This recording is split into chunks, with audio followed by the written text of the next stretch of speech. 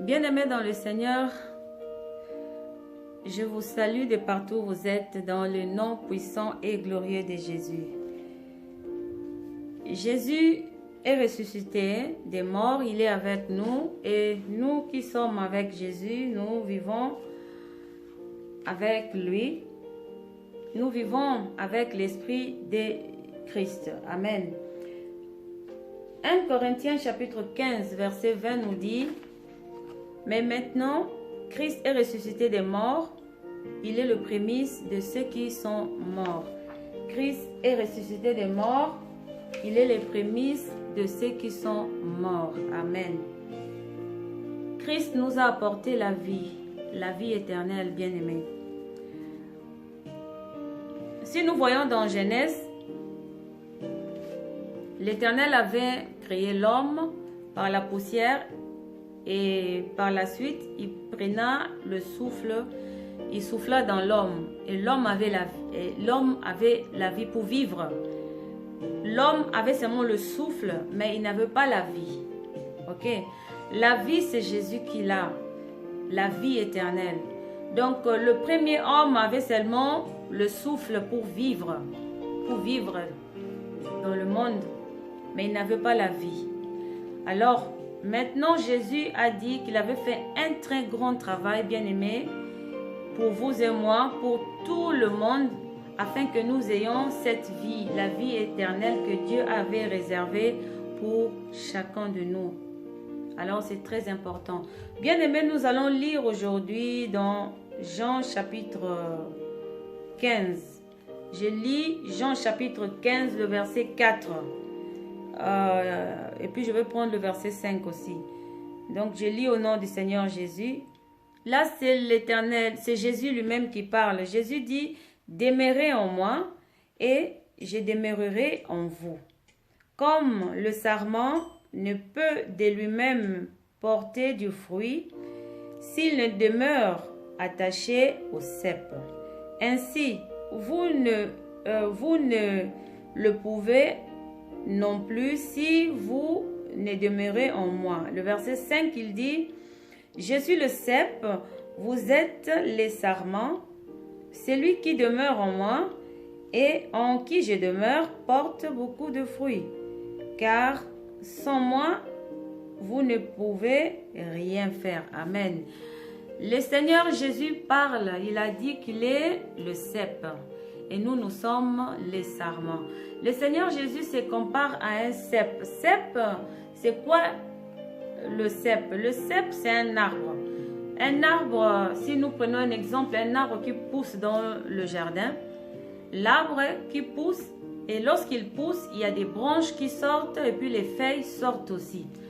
Donc, les branches sortent et les feuilles, parce qu'ils sont nourris, ils sont attachés avec l'arbre et ils sont nourris par la sève qui est dans l'arbre.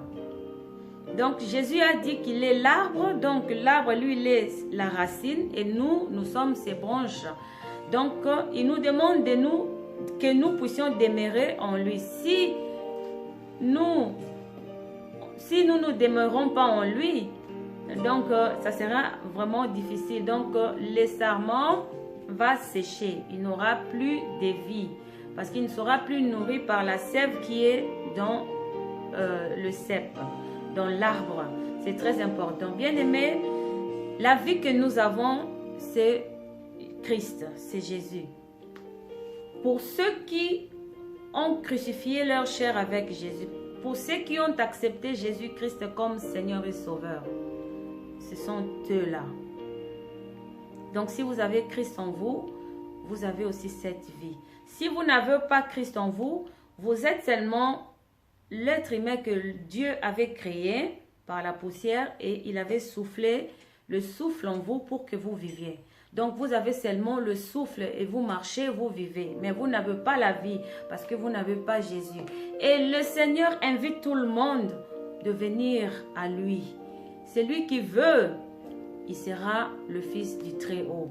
Donc, c'est très important que nous demeurions attachés à lui. Et il a insisté encore, il a dit, sans moi, vous ne pourrez rien faire. Donc, c'est Jésus qui est notre tout. Donc, si nous nous attachons à lui, et lui, c'est lui maintenant qui viendra travailler en nous pour nous donner ce que nous voulons. Donc, sans lui, personne ne saura faire quelque chose. Ok? Nous allons rentrer, nous allons le voir dans Psaume 127. Je vais lire le Psaume 127 pour voir ce que l'Éternel dit. Donc, le Psaume 127, c'est un cantique de degrés. Le Psaume 127, cantique de degrés, c'est-à-dire degrés qui... C'est un cantique qui vient de l'Éternel directement. Et c'est de Salomon. Donc, c'est Salomon qui chantait. C'est un chant. Salomon chantait, mais les paroles, c'était directement de Dieu.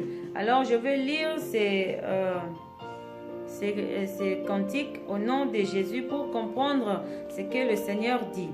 Si l'Éternel ne bâtit la maison, ceux qui la bâtissent travaillent en vain. Ok? Si l'Éternel ne garde la ville, celui qui la garde veille en vain. Ok? En vain, vous levez-vous matin, vous couchez-vous tard. Ok? Et mangez-vous le pain de douleur. Il en donne autant à ses bien-aimés pendant leur sommeil. Lorsque vous êtes en Christ, lorsque vous vous attachez à lui, il vous donnera, même pendant que vous êtes en sommeil, lorsque vous dormez, ok?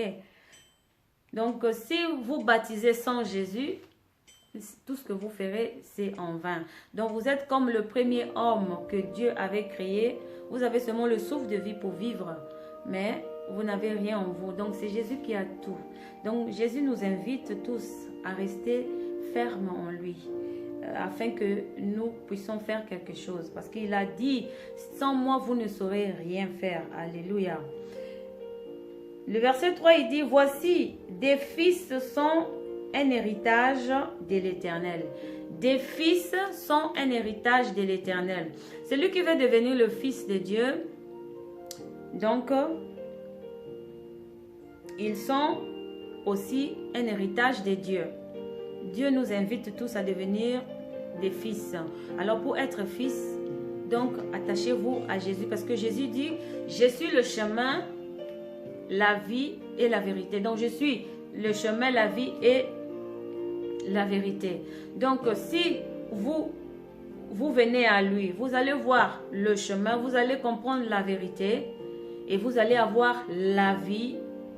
Et cette vie que Christ a, c'est une vie éternelle. Ce n'est pas la vie que nous vivons, que l'homme a reçu seulement le souffle pour vivre, mais ça sera une vie éternelle. C'est très important, bien aimé. Le verset 4 dit, comme les flèches dans la main d'un guerrier, ainsi sont le fils de la jeunesse. Heureux l'homme qui on a rempli son carquois. Amen. Ils ne seront pas confus. Donc, ils ne seront pas confus quand ils parleront avec des ennemis à la porte. Donc, ils ne seront pas confus. Même s'il y a des ennemis qui vous attendent dehors, ils vous tendent des pièges, mais ils ne seront pas confus parce que vous vous êtes attachés au Seigneur Jésus, vous êtes attachés, vous êtes avec l'Éternel. Et l'Éternel vous gardera partout là où vous serez et il vous protégera de tout. Vous ferez beaucoup de choses avec Dieu. Donc, bien-aimés, aujourd'hui, je veux seulement que nous fassions une prière, une petite prière. Là où vous êtes aussi, essayez de vous attacher au cep qui est Jésus, l'arbre qui a la vie en lui, pour nous faire vivre les sarments qui sont les branches, pour que nous puissions vivre. Faisons une petite prière pour qu'il vienne habiter en nous, pour qu'il soit avec nous, qu'il calme les tempêtes. Nous sommes que des enfants. Lui-même a dit, vous avez des yeux, mais vous ne voyez pas. Vous avez des oreilles, mais vous n'entendez pas. Alors, Invitons Jésus afin qu'il vienne nous ouvrir les yeux, qu'il vienne nous ouvrir les oreilles, que nous puissions écouter sa parole et que nous puissions voir ce qu'il nous montre. Dans le nom de Jésus. Merci Père éternel, nous sommes que des enfants, Père. Nous sommes que des enfants, Papa. Des enfants sont des enfants, ils ne comprennent rien. Des enfants, ce sont des parents qui prennent soin des enfants, ô Père. Toi, tu es notre Père, prends soin de nous, Seigneur. Prends soin de nous, ne regarde pas nos fautes. Pardonne tous nos fautes. Pardonne tout ce que nous faisons comme mal dans ce monde, Seigneur. Nous voulons demeurer en toi. Nous voulons être attachés à toi qui es le cep qui nous donne la vie, Seigneur Jésus. Fais-nous vivre, Seigneur mon Dieu. Viens calmer les tempêtes, Seigneur. Viens calmer les tempêtes. Ne regarde pas le mal de tout ce que nous faisons ici, Père. Sinon, personne ne sera résisté devant tes yeux. Seigneur Jésus, nous t'invitons. Toi-même, tu as dit, celui qui bâtit sans l'Éternel bâtit en vain. Celui qui garde la ville sans Jésus, sans l'Éternel, il garde la ville en vain. Seigneur, viens, nous voulons bâtir avec toi. Nous voulons bâtir avec toi. Nous voulons faire tout avec toi. Viens rester avec nous, Seigneur Jésus. Je t'en supplie, Seigneur mon Dieu. Aie pitié de nous. Pardonne nos fautes, Seigneur. Nous avons plusieurs défauts.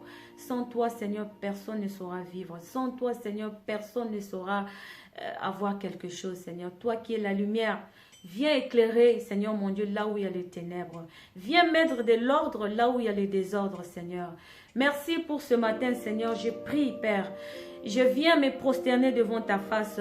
Je laisse mon cœur entre tes mains, Père. Remplis-moi de ta connaissance. Remplis toute personne qui veut s'attacher à toi de ta connaissance. Et que les yeux spirituels de tes enfants s'ouvrent et les oreilles entendent ta parole. Merci Saint-Esprit de Dieu. Merci, conduis Seigneur mon Dieu. Conduis-nous, conduis-nous, conduis-nous Seigneur mon Dieu. Ne nous laisse pas Seigneur mon Dieu se perdre dans ce monde Seigneur. J'invoque le sang de l'agneau. Le sang nous couvre Père. Couvre-nous par le sang de Jésus. Couvre-nous par le sang de Jésus. Viens calmer les tempêtes dans le nom de Jésus. Viens calmer les tempêtes dans le nom de Jésus. Viens calmer, Seigneur mon Dieu. Viens prendre contrôle de toutes les situations. Merci, Père. J'ai ainsi prié dans le nom puissant et glorieux de Jésus. Amen, amen, amen. Bien-aimés, le Seigneur Jésus nous invite à nous attacher avec lui qui est le cep. Sans lui, on ne saura rien faire. C'est très important. Merci. Que le Seigneur vous bénisse. Amen.